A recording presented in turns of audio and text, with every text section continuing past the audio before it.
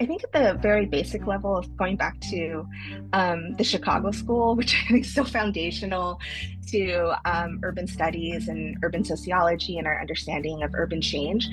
If you look at actually the original concentric zone model, actually Chinatown is there. So it was always part of this kind of original theorizing about urban change.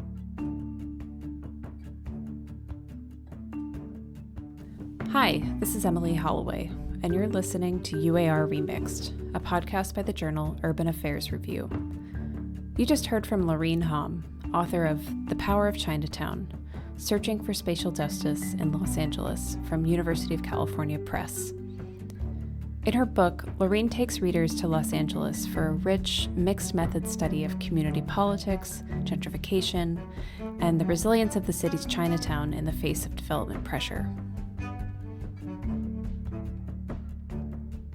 Yeah, so my name is Laureen D. Hom. I'm an associate professor in San Jose State University in the School of Planning, Policy, and Environmental Studies. I'm also the director of the MPA program at San Jose State University. My research and my research expertise is at the intersection of urban studies, ethnic studies, and public policy. So I research issues around community development, gentrification, issues around participatory democracy, and specific to Asian American communities and immigrant communities. Laureen, thanks so much for being here today. Maybe to get started, could you talk a bit about how this project came about? What motivated you to explore LA's Chinatown? The motivations were sort of a mix of both the intellectual and the personal. So I'll kind of start off with some of the intellectual motivations. I pursued I have a PhD in urban planning and public policy from the University of California, Irvine, UC Irvine. And, when I was pursuing as a graduate student, sitting in my classes and taking these classes on urban planning, around participatory democracy, collaborative governance, urban planning issues, and community development, I always saw that Asian Americans were sort of missing and from those conversations. I have a background, as I mentioned earlier, in ethnic studies and Asian American studies too, as well. So I really wanted to kind of bridge some of these understandings from Asian American studies to urban planning. So that was sort of that kind of intellectual motivation to bring in some of the Asian American community perspectives to these understandings of gentrification, citizen participation, all of that, and see how it could what maybe some of the similarities, but also may challenge some of our assumptions about them as well. So again, seeing that kind of gap in the literature was, or in our conversations, in our classroom conversations and the literature, was part of the intellectual motivation. On the Asian American studies side, though, what was interesting was that obviously we learn a lot about all the intricacies and complexities of different Asian American communities. And Chinatowns are an important part of those conversations. A lot of theorizing as well as community organizing happened in urban Chinatown, but I also didn't see too much about Los Angeles Chinatown in particular within the Asian American studies literature. What I saw was a lot of literature about the suburban communities surrounding LA and how Chinese American community formations were occurring there. So there was a kind of a gap in the literature there. I knew firsthand that the urban Chinatown still existed. So why was it not part of these kind of conversations, even within Asian American studies too? So that was kind of that other end of my the intellectual motivation. Personally, I have ties to both sides of my family. Lived in San Francisco Chinatown, so I have ties to urban Chinatowns through my family history. In particular, my mom's side of the family is very, very much part of the. My mom was born and raised in San Francisco Chinatown, and my dad, when he immigrated from China, his family, when he immigrated when he was 14, they first moved to SF Chinatown. And during my studies, when I was figuring out what do I want to do for my research, my dissertation, both my grandmothers from both sides of my family had actually passed away, and my maternal grandmother She had lived in SF Chinatown her whole life since she immigrated to the United States. So it was SF Chinatown was this kind of place of familiarity for me. I grew up going there every weekend, doing family lunches and shopping and all of that. And so with her passing, there was this kind of I had a lot of questions going on in my mind about, okay, she's no longer living there. I don't have this very tangible tie to SF Chinatown. San Francisco was also going through a lot of gentrification, and especially in Chinatown at that time. And so as I knew my relationship to Chinatown was going to become more detached. And so what did that mean in terms of understanding these kind of larger dynamics that were that were happening in the neighborhood? So I had this kind of both personal question, but it sort of lifting it up, thinking about just Chinese Americans and their relationship to Chinatown in general and how I was part of that, how to implicate the community in terms of their relationship to Chinatown and their contributions or resistance to gentrification. So I was just really kind of grappling with some of those personal questions, but also connecting it to some of these larger conversations that I was seeing about gentrification in Chinatowns as well too. We've spoken with several new authors this year about their research in gentrification. It's obviously emerged as a really central concern in urban studies, but there's not a clear consensus on what it signals or even how to study it. So how are you positioning yourself with this book in these conversations? Yeah, so I see my book primarily intervening on gentrification by focusing on the Asian American experience in Chinatowns, and again, really seeing how these very specific dynamics that are happening in Asian American communities and specifically Chinese American communities, since it's the focus is on Chinatown, how those dynamics are again very unique to the community, but can give us these kind of universal understandings about community change, neighborhood change, and gentrification. And so, you know, by focus, there's kind of two things I mainly see by focusing again on Asian Americans and Chinatowns. The first is kind of complicating the notions of community because the Asian American and Chinese American community dynamics are really complex. And I think there's a lot of assumptions and misunderstandings about how Asian Americans are involved with neighborhoods they're just kind of especially around their political engagement because many Asian American communities, especially Chinese American communities in particular, are geographically dispersed too, right? They're not kind of clustered in any one area within a region.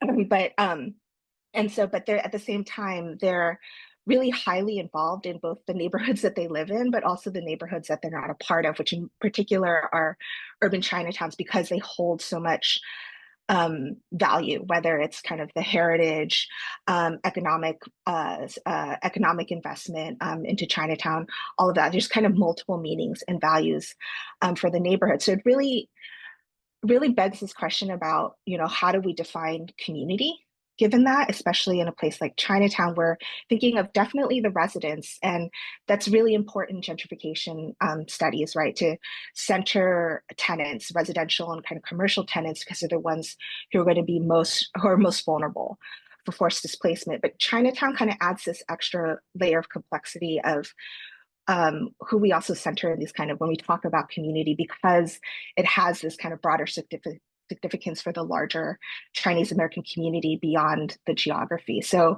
when we practice and define community in, again, community engagement practices, when we say community driven equitable development, what does that actually kind of mean and how do we kind of unpack that? And I think Chinatown allows us to kind of critically analyze that and to really unpack that too and to think about what are these kind of spatial boundaries of community, right? And how much do we grapple with that in our kind of urban planning practices? The other component that I think Chinatown, again, I think is not unique to Chinatown, but Chinatown gives us really rich insight, is to think about gentrification within this kind of systems or ecosystems kind of framework. So Chinatown is what many people describe, some planners might say, a complete neighborhood. A lot of people just kind of say an ecosystem. in the sense that it has this residential, commercial, kind of institutional core, like components of the neighborhood. And all of that combined creates what the character of Chinatown is, kind of the cultural character. And so I think in some in gentrification work, sometimes we focus purely on kind of the housing component and seeing kind of residential displacement, or the commercial component, and looking at kind of the small business displacement, and all of that, and which is really important. But I think when I did my study in Chinatown, I had to look at it kind of collectively to see, what was happening within the changes that were happening with these individual components of Chinatown, but also see how they were connected with one another too. So when there was changes in the small businesses, it kind of gave insight also, and led to ripple effects to what were going to be some possible changes, and displacement pressures onto the residential character as well too. So just seeing the complexities of those relationships too, and grappling with those relationships rather than kind of seeing these kind of individual components of the neighborhood changing, and seeing them as kind of mutually exclusive, but really, again, seeing it kind of more holistically and interconnected. So maybe setting aside that dimension for a moment, we can talk about Chinatowns more generally. Why are they so important to study? What can scholars in urban studies learn from them? I think at the very basic level of going back to the Chicago School, which I think is so foundational to urban studies and urban sociology and our understanding of urban change. If you look at actually the original concentric zone model, actually Chinatown is there. So it was always part of this kind of original theorizing about urban change.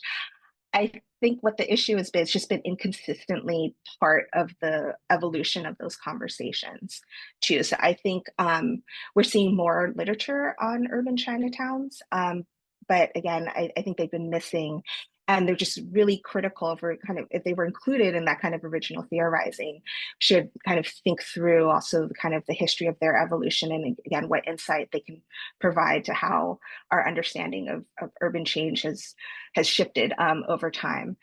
From kind of a perspective specific to thinking about Asian American communities and their importance, I mean, urban Chinatowns are a place of heritage and history of that kind of early kind of mass immigration and migration to the United States of early Chinese migrants.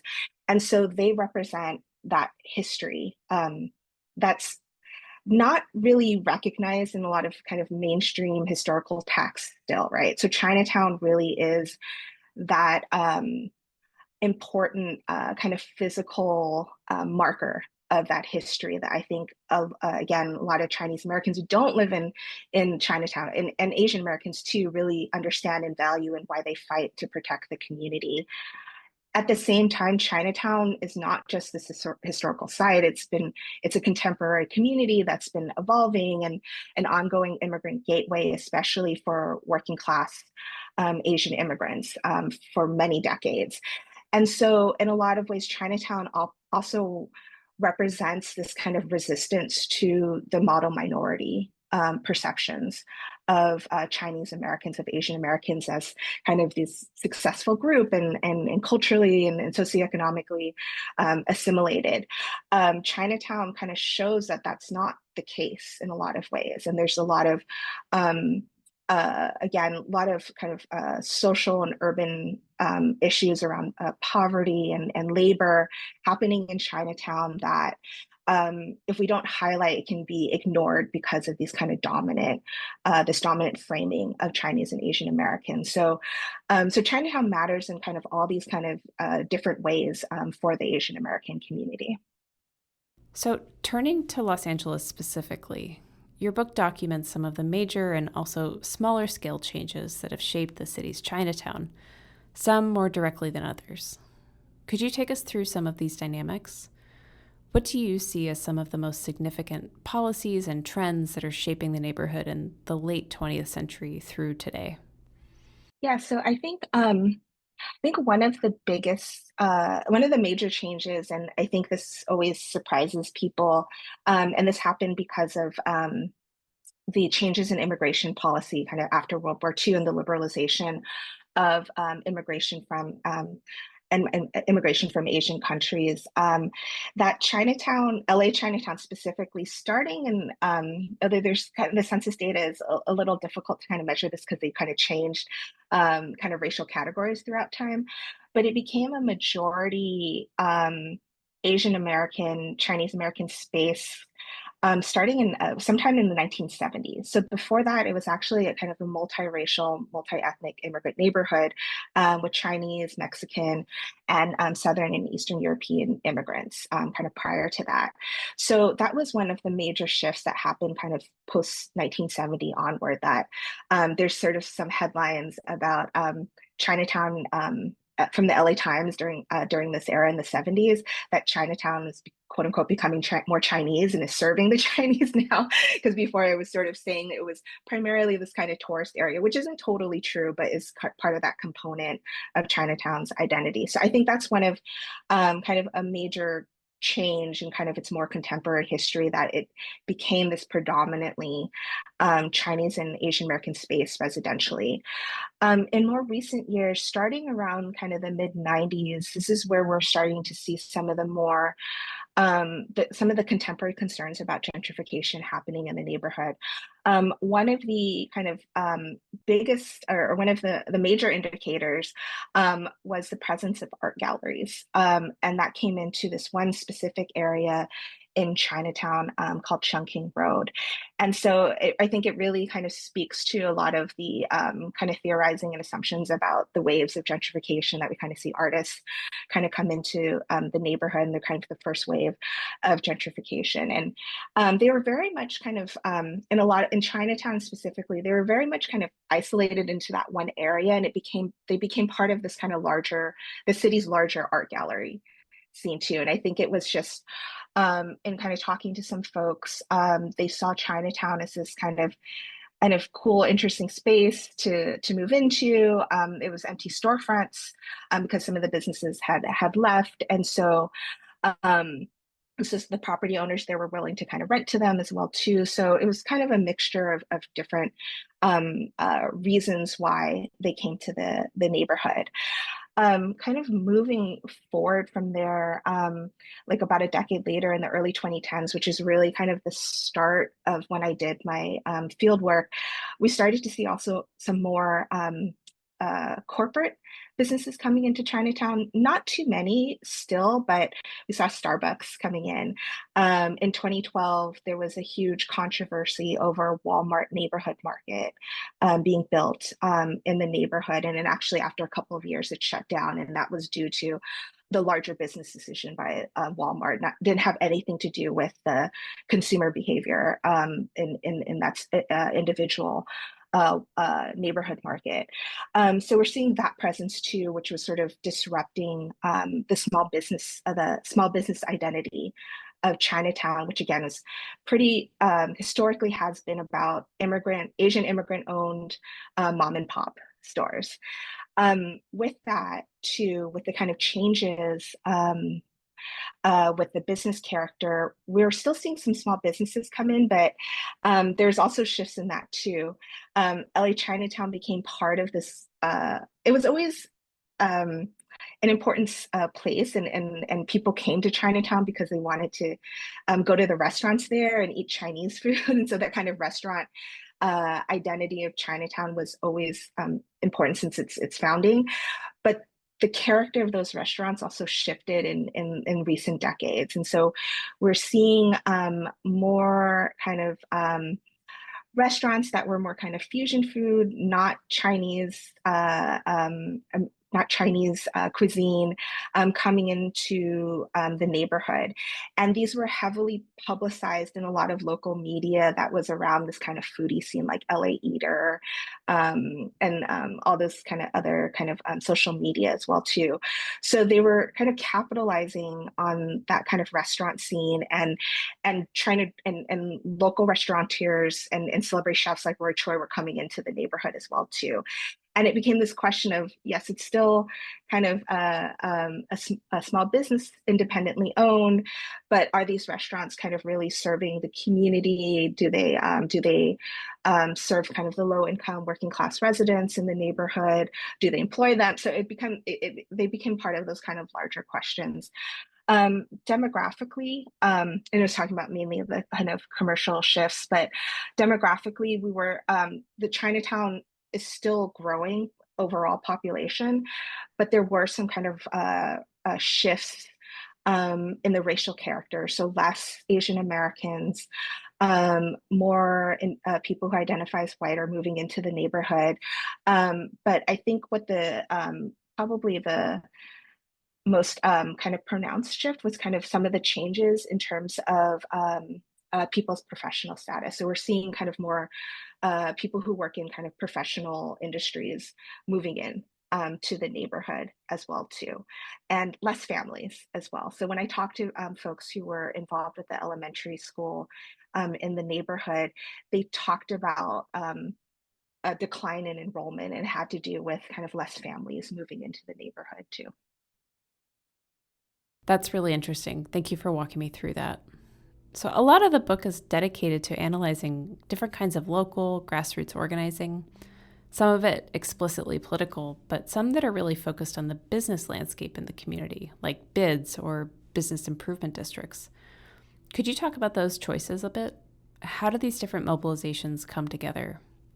Yeah, so I put them, I think some people might be wondering, why did I put these kind of two, like, or these three different entities into one chapter? And so the neighborhood council, the citizen participation committees that came through redevelopment, and the BIDs.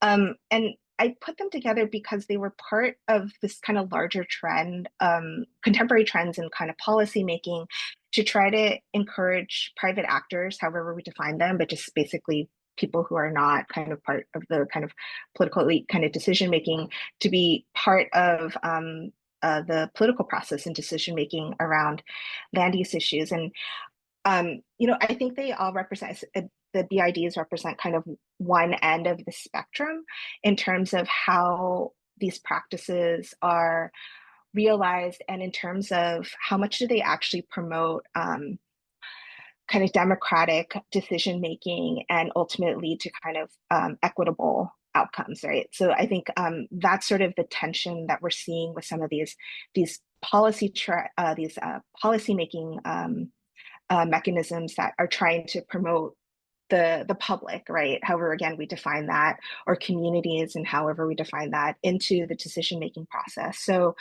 on one end, you have those spaces of citizen participation, as I mentioned, like the neighborhood councils, and the project area committees, the community advisory committees, the PACs and CACs in Los Angeles, that were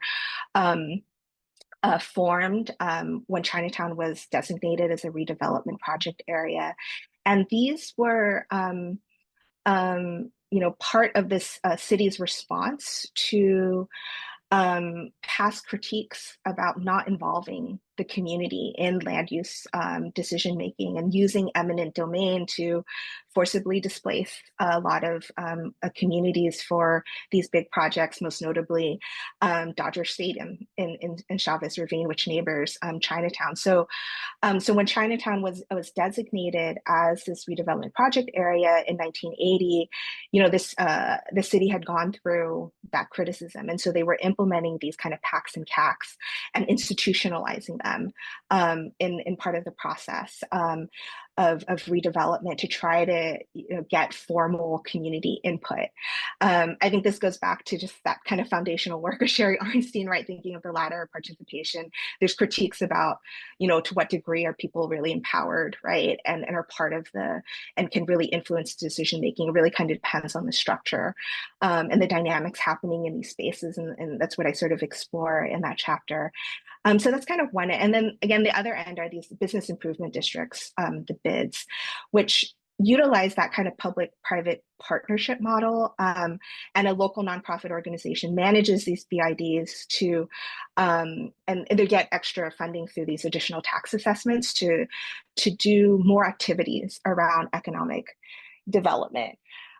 What I found, and I think this probably is not too unique in terms of Los Angeles, Chinatown, and I think this is similar dynamics happening in other BIDs, especially ones that are in kind of small neighborhoods, is that the nonprofit organization is primarily is actually completely represented by the property owners, the commercial property owners in the neighborhood. So in a way, the BID created this kind of legitimate space through kind of local policy for these commercial property owners to kind of leverage more political power and control over these kind of the resources, the financial resources that came through the tax assessments, and also build relationships with people who work in the city, local electeds, et cetera. And so the governance structure of these BIDs, unlike the PACs, the CACs, and the neighborhood council, they don't have to follow any kind of participatory democratic principles or structure. So, it's just the board, and they kind of determine these decisions. They don't have to have a resident be a part of the board. They don't have to have any kind of other type of stakeholder be a part of it. So it kind of, in a lot of ways, the BID kind of represents kind of that limit of these different mechanisms that try to formalize community power and community control by the city, and ultimately the BID is this sort of the neoliberal kind of entity, right? Because it's what they're doing is really kind of asserting kind of private control over the larger kind of public spaces in Chinatown, because a lot of what they do is kind of having private policing, police force, and securing kind of private property ownership rights, and kind of asserting that as part of their economic development strategies for Chinatown. In our last few minutes, I wanted to talk about another trend that isn't unique to Southern California, but maybe a bit more pronounced just due to the geography of the state, among other factors, is the prevalence of suburban Chinatowns vis-a-vis urban downtown Chinatowns. So what distinguishes these typologies from one another? Are they, or at least in their respective business communities, in competition with one another in any way? What makes the urban Chinatowns unique? Yeah. So, again, Chinatown's no longer, the center for Chinese Americans, and one of the many places that folks, whether within the community or tourists, want to kind of quote unquote kind of experience kind of Chinese American culture. I think Chinatown still, again, holds a lot of meaning and will continue to, because of its historical significance for the Chinese American community, representing that older history. I say this also knowing full well that, Chinese Americans are both the oldest and newest kind of immigrant community in a lot of ways. There's just kind of ongoing immigration of folks who identify as ethnic Chinese. And so there are going to be generations who may have not as strong ties to that kind of older immigration history. I do personally. My relatives were laborers coming to the U.S. at the turn of the 20th century, and couldn't never settle in the U.S. because of the exclusionary policies. But folks whose family history starts in this kind of what we call kind of the post-65 context, where the 1965 Immigration and Nationality Act opened up immigration, they might not have necessarily that history too, so that kind of weakens the ties just a bit, right? But it still, again, is this kind of important kind of collective community history. What I will say though, and I think this is where LA provides this kind of very unique kind of lessons learned. And I think for now, I can maybe say this might be a unique context of LA, but I'm sure as people dig into more histories of other urban Chinatowns, they might find something similar. But in the LA context, there were always kind of multiple Chinese American settlements coexisting with each other at some point. So this whole kind of suburbanization of Chinese Americans and these kind of ethnoburbs um, and satellite Chinatowns, that actually in the LA context, we could argue is not unique. So even old Chinatown, which formed in 1870, it coexisted with another neighborhood called City Market, which formed in the early 1900s. And that was a Chinese and Japanese American settlement, primarily commercial, but also had some residents too. And so, and over time, there were other Chinese American settlements in the southern and primarily eastern areas of Los Angeles too. And there's kind of ebbs and flows in terms of the remnants of them are not as pronounced. Like we don't see too much kind of physical remnants of them or businesses, but they were there and they kind of coexisted. And I think what LA kind of tells us is it's possible for these different Chinese American spaces to exist with each other, even if it might be like a very precarious relationship. They might be in competition with each other. They might complement one another. They might represent kind of different aspects of the Chinese American community, but it's possible for that to happen. And I think, again, LA provides this kind of important kind of history for that again, we might see as people do more historical research on other cities and urban Chinatowns, we might see that in other areas. But I think LA provides great lessons learned for that. My thanks to Laureen Hom, author of The Power of Chinatown from University of California Press. You can find a link to the book in our show notes. You've been listening to UAR Remixed, a podcast by the journal Urban Affairs Review. Special thanks to Drexel University and the editors at UAR. Music is by Blue Dot Sessions.